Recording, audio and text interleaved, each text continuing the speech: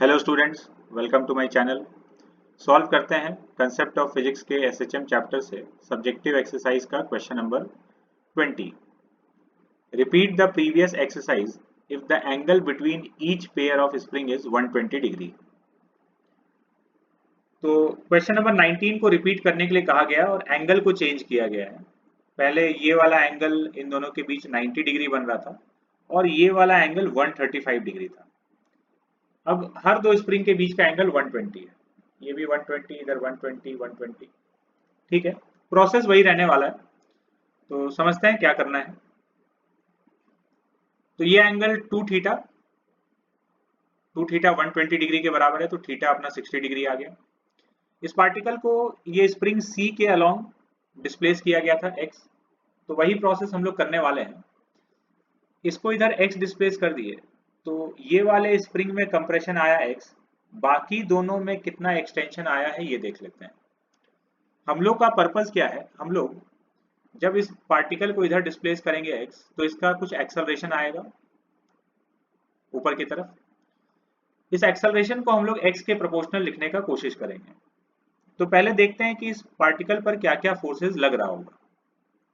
तीनों स्प्रिंग इस पे फोर्सेस लगा रहा है, तो इन तीनों स्प्रिंग्स में कितना एक्सटेंशन आया है वो हम लोग कैलकुलेट, एक्सटेंशन या कंप्रेशन कितना आया है वो कैलकुलेट कर लेते हैं।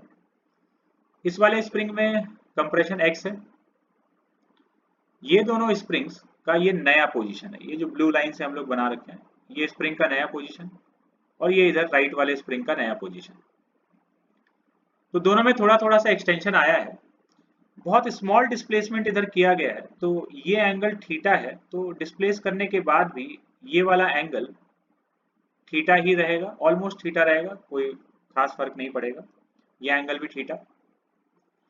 तो अब ये नया पोजीशन हो गया, यहां से परपेंडिकुलर ड्रॉप करेंगे तो ये लेंथ और ये लेंथ बराबर है, तो ये जो एक्स्ट्रा लेंथ दिख रहा है यही इसका एक्सटेंशन है। ऐसे ही ये राइट वाले स्प्रिंग का नया पोजीशन, यहाँ से परपेंडिकुलर ड्रॉप किए, ये लेंथ और ये लेंथ बराबर है, तो ये जो एक्स्ट्रा लेंथ दिख रहा है यही एक्सटेंशन है। इस एक्स्ट्रा लेंथ को कैलकुलेट करना है, इसको हम लोग मान लेते हैं ये है x डैश, इधर ये है x डैश, तो यही हम लोग को कैलकुलेट करना है। तो दोनों स्प्रिंग का एक्सटेंशन आ जाएगा। ये वाले राइट एंगल, ये वाले ट्राइंगल को हम लोग यहाँ पर बना रहे हैं, ये जो राइट एंगल ट्राइंगल है इसमें ये वाला साइड x, ये x डैश और ये एंगल थीटा, x डैश ये थीटा, तो cos theta x dash upon x dash का वैल्यू आ गया x cos थीटा। अब इस पार्टिकल पर लगने वाले फोर्सेस को देखते हैं। इधर kx डैश ऊपर वाले स्प्रिंग से, इधर kx डैश राइट वाले स्प्रिंग से, और ये वाला जो स्प्रिंग है स्प्रिंग C, ये kx फोर्स लगा रहा है, ये एंगल थीटा थीटा, और ये तीनों फोर्सेस की वजह से इस पार्टिकल का एक्सेलरेशन a इस तरफ है। तो नेट फोर्स लिखने का कोशिश करते हैं। इस kx डैश का इधर कंपोनेंट आ जाएगा kx डैश cos थीटा, इस kx डैश का कंपोनेंट आ जाएगा kx डैश cos थीटा, और ये थर्ड वाला स्प्रिंग kx लगा रहा है, तो इन दोनों की वजह से इधर net 2 kx dash cos theta, और ये थर्ड वाला स्प्रिंग का kx, ये नेट फोर्स हो गया।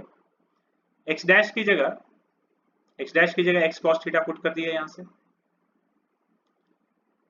तो अपने पास फोर्स आ गया 2k cos square theta plus k into x, x पूरे में से कॉमन ले लिए, तो 2k cos square theta plus k into x, ये फोर्स आ गया। F प्रोपोर्शनल टू x है, SHM कर रहा है ये।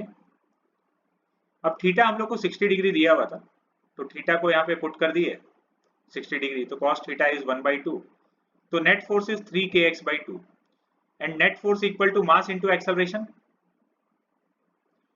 तो 3kx equal to ma, acceleration is 3k/2m into x, acceleration proportional to x, तो ये जो प्रोपोर्शनलिटी कांस्टेंट है ये ओमेगा स्क्वायर है, तो ये अगर ओमेगा स्क्वायर है तो ओमेगा का वैल्यू आ गया √3k/2m, टाइम पीरियड इज 2π/ओमेगा which is 2π √2m/3k, ये आ गया टाइम पीरियड।